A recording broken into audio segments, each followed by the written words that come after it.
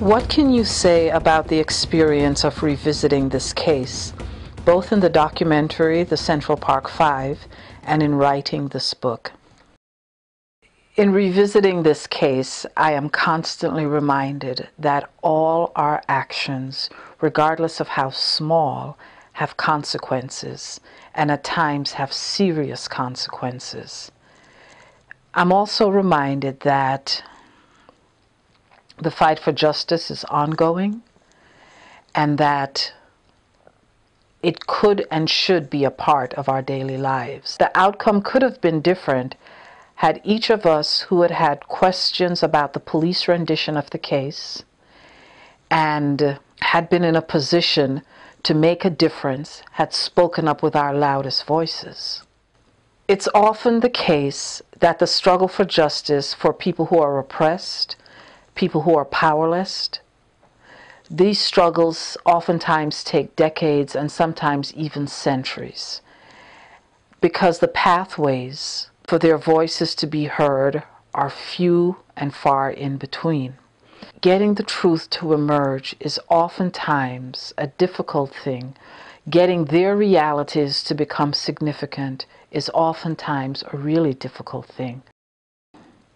The two things that were the most shocking or surprising to me about the coverage, and both of them were really quite negative, was one, the intensity of the coverage and the quickness with which the mainstream leaders were willing to call these children animals. Because this really was, in many respects, the language, a throwback to traditional racism.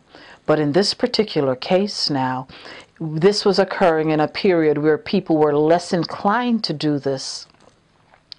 And all it does really is just, in some people's minds, create confusion, because then they feel that it's okay to do this because, well, racism is not the intent behind this language, or the people using this language are not racist. The defining of groups of people by race and defining their racial classification as somehow akin to animals is racist.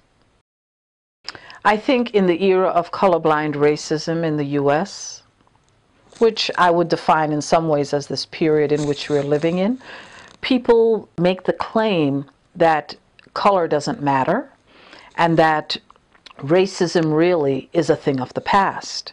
When we see racially disparate outcomes during this period, people are inclined to blame market forces or individual choice or cultural background for the existence of these racially disparate outcomes. So the issue is, we're being moved away from thinking that race is a part of the social structure. And the minute we start to move away from thinking about that, we do not get to see how race operates or intersects with class and gender.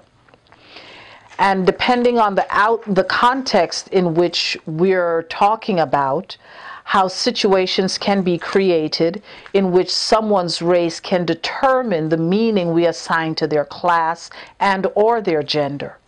So a middle-class white male and a middle-class black male are not seen in the same way, because their race can mask their class and their gender. So the middle-class white male is going to be seen as much more safe.